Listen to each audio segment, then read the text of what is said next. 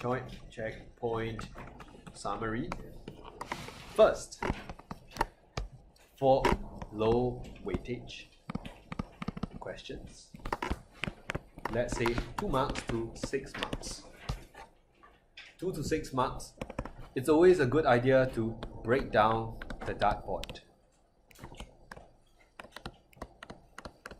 to see the scope. Okay, and remember, if it's more than 3 marks,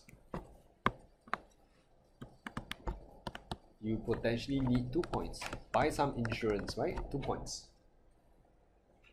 Second, for high weightage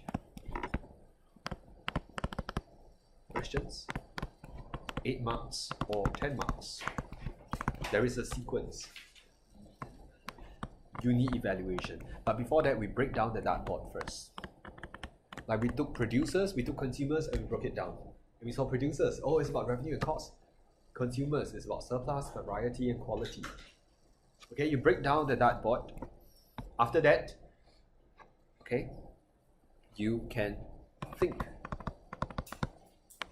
of your synthesis first. Why? Because this will be worth 2 marks or 3 marks, corresponding to 8 and 10. Second, there are standard rules. Standard rules based on what I teach over here. You can look at significance, you can look at long run, short run, you can look at combination. Standard rules means you're not starting from zero. Okay. Then you do a BCC. Balance, content, context. But remember, max one diagram.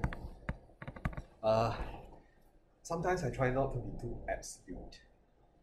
If they give you a 10-mark question with a very small scope, very rarely, you could have 2 diagrams, that's fine. So I don't want to say this is a rule, right? So this is what I encourage you to think. Max one diagram, you can drop the diagram if time is very tight, okay? Craft proper topic sentences. Sometimes I think your writing is more to show the examiner that you have studied.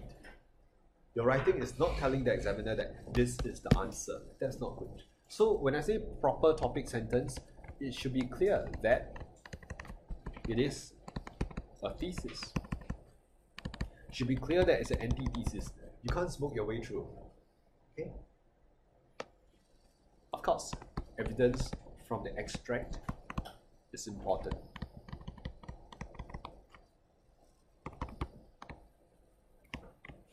And usually, antithesis plus thesis. Typically, 3 well-explained points would suffice.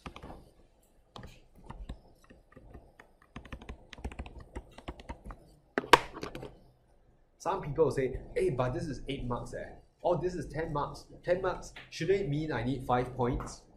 No. Yes, it's not even 10, it's 7 plus 3, right? So the 3 marks, the 7 marks, 3 well-explained points will be fine. And let's face it, you may want to score 10 out of 10. Has that ever happened? I'm not saying, oh, it's because, your answer is not good enough, but it's extremely rare to spot a 10 out of 10 answer because that means it's perfect. Okay?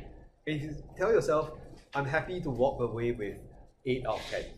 I'm sure 8 out of 10 you won't complain, you won't ask the teacher for more marks already, right? 8 out of 10 is pretty good. 8 out of 10 could be a 5 plus 3, which means synthesis, which means you're only fighting for 5 marks in the body paragraphs. Do you want 5 paragraphs? No, I think 3 paragraphs is good enough. Could even be a 6 plus 2. But the moment you have committed yourself to more points and you have no time for evaluation, you are already looking at maximum 7. And if out of 7 you have some inaccuracy, they give you 5 out of 7, that's it. Overall it's 5 out of 10. So always give your chance give yourself a chance to score in the evaluation. Okay? The new syllabus has a lot of emphasis on evaluation, so exploit that. Okay? So this is a checkpoint summary, and you notice it's not specific to market structure. This is for all case studies, right?